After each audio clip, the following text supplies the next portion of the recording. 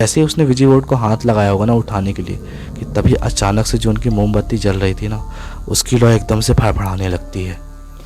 उसके बाद उन्हें ऐसा महसूस हुआ कि घर के जो 4 कोने थे ना, उस कमरे के 4 कोने, वहाँ पे 3 कोनों में करीब 3 लोग यानी कि 3 परछाइयाँ जाके ऐसे बैठ गई थी। तो दोस्तों कैसे हो सब? आई होप सब बढ़िया होंगे। तो दोस्तों क्या आप मानते हैं कि अमावस्या की रात को जो बुरी ताकतें, आत्माएं, प्रेत, पिशाच, ये सब चीज़ें होती हैं, उनकी ताकत पूरे उफान पर होती है, और उस रात अगर हमसे कोई गलती हो जाए, किसी तरीके से अगर हम उन्हें अपने घर में बुला दें, तो हमारे ऊपर एक ऐसी मुसीबत आ सकती है जिससे शायद हमें भी ना पता हो कि कैसे निकलना है। तो दोस्तों ऐसी ही कुछ घटना ऋषि के साथ घटी, जिन्होंने हमें ये स्टोरी भेजी है। तो चलिए आज के इस वीडियो को स्टार्ट करते हैं। दोस्तों ऋषि बताते हैं कि ये उस टाइम की बात है जब उनके एग्ज़ाम क्लियर हो गए थे और उनकी लाइफ नॉर्मली चल रही थी, जैसे कि स्टडी बॉय की लाइफ चलती है। एग्ज़ाम क्लियर हुए, गर्मी के टाइम पे वो घर पे रुकता था, लेकिन उसके पहले वो जाता था अपने मामा जी के यहाँ घूमने, जहाँ वो अच्छा खासा एग्ज़ाम के बाद मतलब गर्मी के टाइम में अपना टाइम स्पेंड करता था। वहाँ पर उसके एक भाई और 2 बहन थे, मामा के लड़के लड़की, तो उनके साथ भी उनका अच्छा खासा इंजॉय हो जाता था वहाँ पर। तो आखिरकार वहीं पर पहुँचते हैं वो। तो गर्मी का टाइम चल रहा था, शादी का सीज़न था। तो एक रात की बात है कि उनके जो मामा जी और जो घर वाले थे बाकी के, तो किसी की शादी का इन्विटेशन आया हुआ था पार्टी का, तो वहाँ पे निकल जाते हैं। तो आखिरी जो आकाश था ना, उसके मामा का लड़का, ये बोलता है कि नहीं यार मैं नहीं जाऊँगा, मैं ऋषि के साथ यहीं पे हूँ, आप लोग जाओ, मेरा मन नहीं है पार्टी में जाने का। तो घर पे केवल आकाश और ऋषि ही थे, बाकी उसकी बहनें 2 जो थीं वो और मम्मी पापा चले गए पार्टी में। करीब 9 साढ़े 9 के टाइम पे निकले होंगे ये लोग, और वो थे 11-12 बजे तक हम लोग आ जाएंगे, तब तक देखना घर। तो आखिरकार ये दोनों छत पे जाके टहल रहे थे। ऐसे टहलते हुए बात कर रहे थे कि पता है भूत ऐसे होते हैं, आत्माएं यहाँ पे ऐसी होती हैं, ये सब चीज़ें बातें चल रही थी। इसी दौरान वो लोग आसमान में देखते कि मस्त अमावस्या की रात थी, और इसके पास एक विजी बोर्ड पड़ा था ऋषि के पास। तो कहता कि अपन ट्राई करें, मज़ा आएगी। तो आकाश बोलता पागल है, ये सब चीज़ें मुसीबत को क्या दावत देना है, क्या मरने का शौक़ है? बोलता है अबे मेरे भाई काहे परेशान है, ये सब चीज़ें ऐसी होती है ना कि अपन लोग कंट्रोल कर सकते हैं, बुला भी सकते हैं, और अगर कुछ बात करना चाहे तो कर सकते हैं, और उसके बाद ये लोग चली जाती हैं। जो आत्माएं भूत प्रेत होते हैं उसे इस तरीके से डरा के अपने आप को बहुत ज़्यादा वो साबित कर रहा था ऋषि कि हाँ मुझे बहुत ज़्यादा एक्सपीरियंस है ये सब चीज़ का। पर उसे ये सब चीज़ें केवल हंसी मजाक लगती थी कि यार ये सब चीज़ें केवल प्रैंक करने के लिए होती है, टाइम पास करने के लिए होती है, इनसे कभी कुछ नुकसान नहीं पहुंच सकता। उसके दिमाग में यही चीज़ बैठी थी। पर यार बात ये थी ना कि किस्मत ज़रूरी नहीं कि एक बार जो हो जाए ना वो हमेशा तुम्हारी किस्मत साथ दे। तो ऐसा ही कुछ चल रहा था। उन लोगों ने मतलब फिर विजी बोर्ड निकाला जो ऋषि के पास था। आखिर कमरे में पहुँचे, पूरी लाइट बंद की, एक मोमबत्ती जलाई जो कि घर में पड़ी थी उनके, और पूरे कमरे की लाइट्स बंद करके वो विजी बोर्ड लगा के ऐसे बैठ गए। और ऋषि ने स्टार्ट किया कि कोई आत्मा या स्पिरिट कोई हमारे पास है तो हमसे बात करने की कोशिश करो। और यार अमावस्या की रात चल रही है और वो लोग ऐसे मतलब बार बार मतलब रिपीट कर रहे हैं कि कोई आत्मा भूत प्रेत कोई है तो हमसे बात करने की कोशिश करो। घर पे बुला रहे, इनविटेशन दे रहे हैं आगे से। तो शुरू में तो ऋषि को ये सब चीज़ें केवल हंसी मजाक ही लग रही थी कि कुछ नहीं होगा, कोई दिक्कत नहीं है। तो उसे बहुत ही ज़्यादा डरा रहा था आकाश को, देख अब तुझे आवाज़ सुनाई दे रही होगी, देख कोई आने वाला है, तुझे कुछ आवाज़ आ रही है, ऐसे करके उसे बहुत ही ज़्यादा डरा रहा था। और थोड़ी देर बाद ना उसने कहा कि अबे पगला मजाक कर रहा हूँ, ये सब चीज़ें नहीं होती हैं, इसमें विश्वास मत किया कर, हम लोग बहुत करते रहते हैं। उसके बाद वो लोग अपना विजी बोर्ड सब समेटना स्टार्ट करने लगे। जैसे ही उसने विजी बोर्ड को हाथ लगाया होगा ना उठाने के लिए, कि तभी अचानक से जो उनकी मोमबत्ती जल रही थी ना, उसकी लौ एकदम से फड़फड़ाने लगती है। पूरे कमरा एकदम शांत है, कोई हवा नहीं चल रही, उन्हें कोई हवा नहीं महसूस हो रही। पर उनकी जो मोमबत्ती की लौ थी ना, वो एकदम जैसे लग रहा था कि कोई हवा के झोंके चारों तरफ से आ रहे हों और लौ ऐसे फड़फड़ा रही थी। अब पूरे कमरे में अंधेरा था, तो उस वजह से जब उसकी लौ हिल रही थी ना मोमबत्ती की, तो पूरे कमरे में एक ऐसी वाइब बन रही थी ना हॉरर वाली, जिससे उन लोग की धीरे धीरे दहशत बनना स्टार्ट हो गई थी।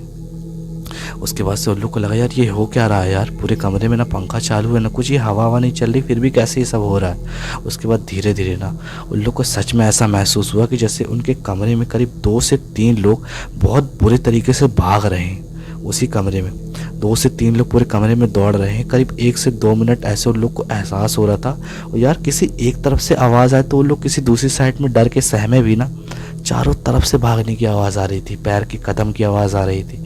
उसके बाद उन्हें ऐसा महसूस हुआ कि घर के जो 4 कोने थे ना, उस कमरे के 4 कोने, वहाँ पे 3 कोनों में करीब 3 लोग यानी कि 3 परछाइयाँ जाके ऐसे बैठ गई थी।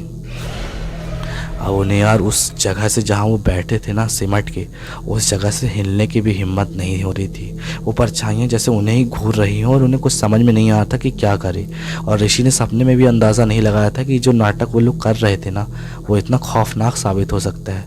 उसके बाद ये सब चीज़ें चलते करीब 10-15 मिनट ही हुआ होगा, ज़्यादा देर नहीं हुई थी। टाइम हो रहा होगा कोई 11:30 पौने 12 की, तभी अचानक से उन लोगों के गेट खुलने की आवाज़ आती है जैसे कोई घर में एंटर हुआ है। और आखिरकार उनके घर वाले आ चुके थे घर पे। तो जैसे ही उन लोगों ने दरवाज़ा खोला है, वो जो परछाइयाँ थी ना वो उनकी तरफ दौड़ी हैं और दरवाजे से भागने की कोशिश कर रही थी। तो उन लोग जो आए थे मतलब मामा मामा जी लोग, उनकी जो बहनें थी ठीक है ऋषि लोग की, तो उन्हें ऐसा लगा कि बहुत तेज़ कोई हवा थी जो एकदम से ऐसे टकरा के उनसे निकली हो, बहुत तेज़ टाइप की। तो उन्हें फिर ऐसा एहसास हुआ कि अरे क्या था, बहुत तेज़ हवा आई है ऐसे अचानक सी। उसके बाद उनसे पूछते हैं कि ये तुम लोग क्या कर रहे हो ये कमरे में अंधेरा करके मोमबत्ती जला के, पागल हुए हो तुम। हालांकि मोमबत्ती अब बुझ चुकी थी बट उन लोग की सांसें थम चुकी थी, इस तरीके से हाल था उनका। तो मामा जी लोगों ने चिल्लाना स्टार्ट कर देते हैं कि क्या कर रहे हो तुम लोग, ये रात के 12 बजे के टाइम पे ऐसे मोमबत्ती जला के ऐसे पागलों जैसे बैठे हो। तो ऋषि और जो वो थे ना आकाश, वो सदमे में बैठे थे। उन्हें कुछ समझ में नहीं आता कि मामा जी लोग को क्या बताएं, और खुद भी वो लोग को होश नहीं था कि यार मजाक मजाक में क्या चीज़ हो गई, और मामा जी लोग को बताएंगे तो वो और डांटेंगे। और वो सोचते हैं कि चलो कोई दिक्कत नहीं हुई है तो नहीं बताते हैं किसी को, फालतू में डांट पड़ेगी और हमें ही मतलब दिक्कत होगी, तो वो किसी को कुछ नहीं बताते हैं। इसके बाद से मतलब रात को आखिरकार वो लोग सोने वोने चले गए। करीब 12:30 का टाइम था। उनकी बहन बहन लोग जो थी ना, मतलब कुल मिला के 2 कमरे थे घर में अच्छे बड़े बड़े। तो एक में मम्मी पापा सोते थे और एक में जो भाई बहन थे ये लोग सोते थे, जिसमें आकाश और उसकी 2 बहन सोते थे। वहीं पे ये भी सो जाता था ऋषि जब जाता था। तो आखिरकार एक कमरे में चारों सो रहे थे। जैसे तैसे उन लोग का डर थोड़ा थोड़ा करके नॉर्मल हो रहा था और उन्हें जैसे तैसे करके नींद आने लगी। करीब 1-1:30 बज गया हुआ। फिर करीब आधे घंटे बाद यानी करीब 3 के टाइम पे ना जो आकाश था उसकी कराहने की वजह से एक आवाज़ मतलब जो आती है ना कान में, कोई कराह रहा हो दर्द में, उसकी वजह से उसकी नींद टूटती है। उसे लगा यार किसके कराहने की आवाज़ आ रही है यार दर्द में। तो वो उठ के देखता है ना तो दूसरे बेड पे उसकी बहन लेटी हुई थी। मतलब 3 बेड थे जिसमें एक में आकाश और ये सो रहे थे ऋषि, एक में उसकी बहन और दूसरी बहन एक बेड में सो रही थी।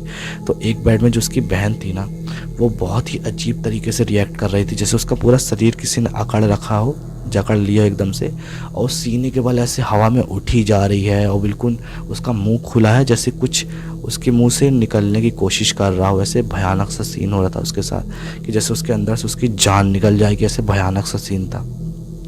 तो उसको बहुत ही ज़्यादा दहशत बनने लगी कि यार इसको क्या हो रहा है। तो उसने फटाक से ऋषि को उठाया और उसकी जो दूसरी बहन थी ना उसे उठाया। तो यार जो ऋषि और आकाश थे ना वो तो थोड़ा सा देख के नॉर्मल ही थे, वो लोग चिल्लाए नहीं। पर जो उसकी बहन थी ना दूसरी वाली, उसने उसे जैसे ही देखा उसके अंदर इतनी ज़्यादा डर भर गई कि वो तुरंत ही चीख पड़ी डर के मारे।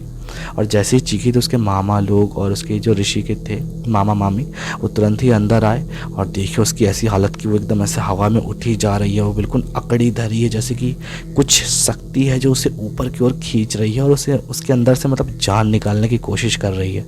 इतना भयानक सीन था। तो जो उसके मामा जी थे ना वो तुरंत ही उन्हें कुछ सूझा नहीं तो उसका हाथ पकड़ते हैं, मामा मामी उसे पकड़ते हैं ऋषि की, और उसके जो मामा जी थे तुरंत ही मतलब हनुमान चालीसा पढ़ना स्टार्ट कर देते हैं। एक बार हनुमान चालीसा पढ़ी, 2 बार हनुमान चालीसा पढ़ी, 3 बार हनुमान चालीसा पढ़ी। धीरे धीरे करके उसकी जो हालत थी ना वो नॉर्मल होना हो चुकी थी। ये होती है हनुमान चालीसा की पावर कि धीरे धीरे करके उनकी हालत सही होने लगी। मतलब जो उसकी सिस्टर थी उसके बाद यार उन्हें समझ में नहीं आता कि सब चीज़ें क्या हो रही हैं। तो आखिरकार जो आकाश और ऋषि थे वो सोचते हैं कि भाई अब बता देना चाहिए, ठीक है। घर में अब नहीं बताया और कोई दिक्कत खड़ी हुई तो पूरे जिम्मेदार हम लोग ही होंगे, तो वो बता देना ज़रूरी है। उसके बाद से वो उन्हें बता देते कि हम लोग रात के टाइम पे से वो विजी बोर्ड नाम का एक कह सकते हैं वो आता है और चैलेंज करने वाला, तो उससे हम लोग कर रहे थे और ऐसे ऐसे कुछ परछाइयाँ थी जो घर में घुस आई थी और आपके आते ही वो बाहर की तरफ भागी थी आप लोग से टकरा के। तो उसकी वजह से शायद ये सब चीज़ें हो रही थी। तो आखिर सोचते कि यार जो भी हो बच्चों से गलती हो गई है, अब इसका कुछ सल्यूशन तो निकालना ही पड़ेगा। तो आखिर जो उनके पापा थे ना उनकी पहचान के एक मौलाना साहब थे, एक दरगाह थी वहाँ पे, तो उनके यहाँ सोचते कि जाएंगे, ठीक है। तो आखिर दूसरे दिन उनके यहाँ जाते हैं। तो वहाँ की मान्यता ऐसी थी ना कि वहाँ के अंदर जाने के बाद ही ना जो ये सब चीज़ें कुछ होती हैं ना, आत्माएं भूत प्रेत, ठीक है, ये सब चीज़ें ना मतलब अपने आप भी बाहर आ जाती हैं। वहाँ पे कोई मौलाना साहब को कुछ करना नहीं पड़ता, तो ऐसा ही हुआ, वो लोग बैठे थे पूरे परिवार वाले थोड़ी देर तक। तो मौलाना साहब जो बोलते हैं कि बैठे रहो, अगर कोई दिक्कत होगी थोड़ी देर में तुम्हें अपने आप पता चल जाएगा। तो वहाँ पे बैठे बैठे जो उसकी दोनों बहन थी ना, दोनों की दोनों, उन पे ऐसा लगा कि कोई हावी हो रहे हों, मतलब वो लोग अजीब से एक्शन करने लगी। पर उन्हें ये समझ में नहीं आता कि यार दिक्कत तो केवल एक ही बहन को थी, दूसरी बहन के अंदर से क्या चीज़ बाहर आने लगी यार। तो दोनों ही मतलब थोड़ी देर में ऐसे ऐसे सिर ऐसे हिलाने लगी, ऐसे डरावनी सी आवाज़ निकालने लगी।